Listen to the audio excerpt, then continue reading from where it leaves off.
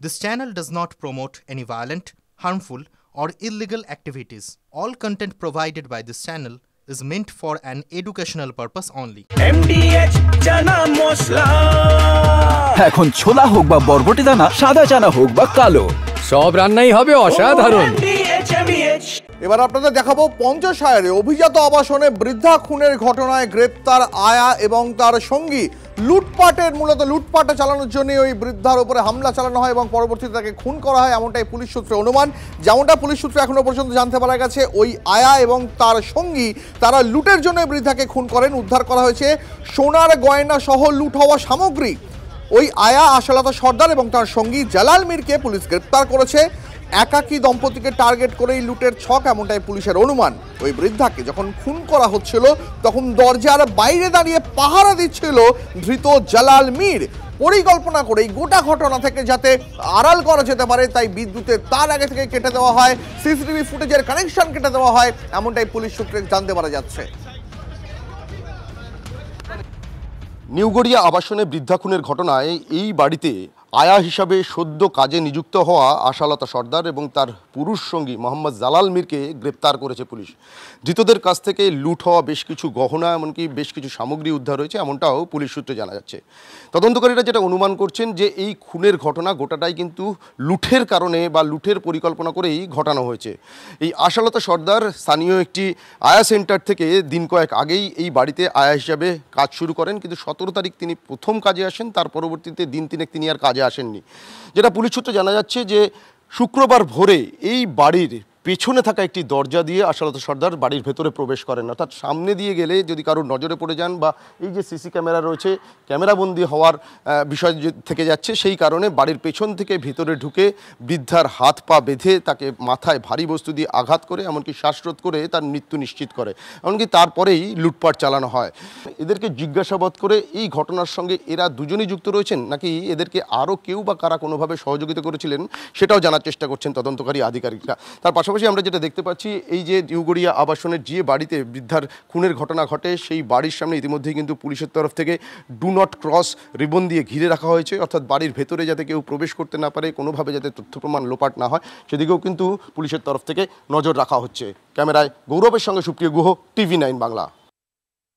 Crime against property আছে, কিছু ওখানে কিছু জুয়েলারি ছিল, সেইগুলো নিয়ে যাওয়া হয়েছিল, ওটা রিকভারি করা হয়েছে। তো এটা নিয়েও আমরা, যেহেতু আমাদের একটা বন্ধু অ্যাপ আছে যেখানে পাবলিক কিভাবে এই ডেটা আমাদের সঙ্গে শেয়ার করতে পারে যাতে আমরা প্রপারলি টাইমলি ভেরিফাই করতে পারি ক্রেডেনশিয়ালস, সেগুলো আলোচনা হয়েছে। আমরা 2-1 দিনেই ওই ডিটেলসটা পাবলিকের মাধ্যমে আমরা দিয়ে দেবো, সো দ্যাট ওদের ডিটেলস আমাদের কাছে টাইমলি চলে আসে অ্যান্ড আমরা ভেরিফাই করতে পারি। প্রণামে যারা পুলিশ পার্সন যারা অ্যাসোসিয়েটেড আছেন ওদেরকে আমরা বলবো আরও একটু এটা স্ট্রেনথেন যদি করা যায়, আরও যোগাযোগ যদি বাড়ানো যায় অ্যান্ড এটাতে আরও বেশি লোককে যদি ইনক্লুড করা যায়।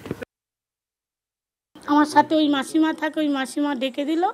আমি বললাম কী হয়েছে এত সকালে? বলে এসো না মিনতি দি, ওই মাসিমা মেসমশা সাড়া পাচ্ছি না। আমি বলছি সাড়া পাচ্ছ না, আমি গিয়ে কি করব?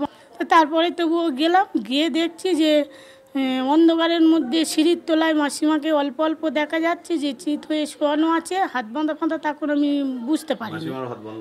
হ্যাঁ হ্যাঁ, সেক্রেটারি গেটের ডেকে এনে, ওই দিদি তো খুব পুরান, উনি খুব কাঁদছিল, ওই সেক্রেটারি গেটের ডেকে আর তারপরে ওই সব জানাজানি। মেসমশাই খাটের তলায় ছিল, এতটা বের হয়েছিল। কি অবস্থায় এবারে ভিতরেরটা তো দেখতে পাচ্ছি না কি অবস্থা। না না, উনি কিছু বলতে পারছে না। উনি তখন বলছে যে কই, আমি তো খাটের উপর শুয়ে আছি। হ্যাঁ, আমি বলি কি অবস্থা, তুমি তো খাটের নিচে শুয়ে আছো। তা তখনই বলছে কই রে আমার কাছে আয়, ওনার পরিবারের ডাক ছিল, কই রে আমার কাছে আয়, এই কথাই বল। বাড়ি থেকে বেরোতে পারতেন না? না।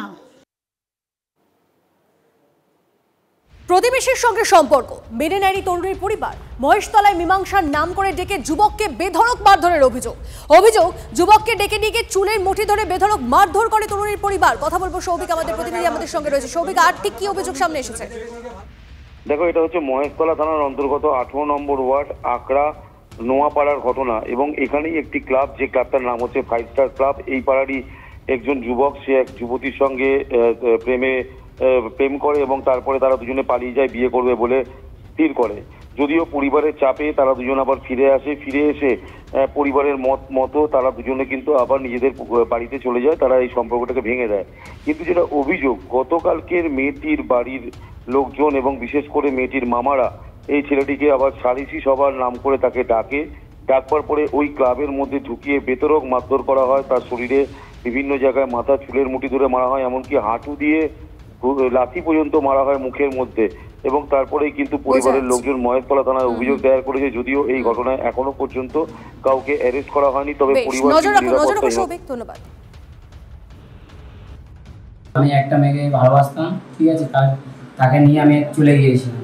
তো থানায় অভিযোগ জানায় তার বাবা মারা, তো আমি মেয়েটাকে থানায় হাতে তুলে দিই, দিয়ে ওখানে ওই সম্পর্কটা পুরো শেষ হয়ে গেছে, একটা ক্লোজ হয়ে গেছে। মেয়ের মামারা একটা মীমাংস করবে বলে ক্লাবের সামনে বিচার হবে এরকম কিছু একটা বলে ডাক করিয়েছিল, যাতে মীমাংসটা হয়ে যায়। বিচারে যাতে না যাতে তার 3টে মামা মিলে আমাকে বেধড়ক মারে। আমার মা আমাকে বাঁচাতে এসেছিল বলে আমার মাকেও খুব মারে। নিয়ে যে একবার সামনে একদম কোনো কথা নেই, আগে মারধর করা হয়েছে।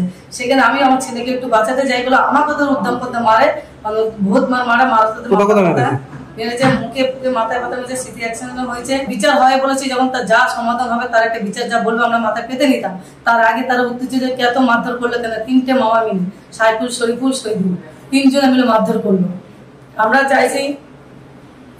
চাইছি বিচার চাইছি, আমরা একটা নিজ বিচার চাইছি, যেটা আমার একটা নিজ বিচার হয় সেরকম একটা নিজ বিচার আমি চাইছি।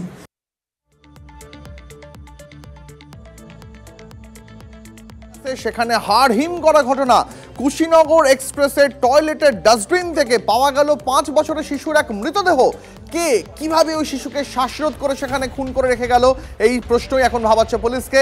কথা বলবো আমাদের সহকর্মী সায়ন্ত আমাদের সঙ্গে রয়েছেন। সায়ন্ত, 5 বছরের বাচ্চা, তাকে শ্বাসরোধ করে খুন করলো কে, কি জন্য, এখনো পর্যন্ত পুলিশ সূত্রে কি জানতে পারা যাচ্ছে?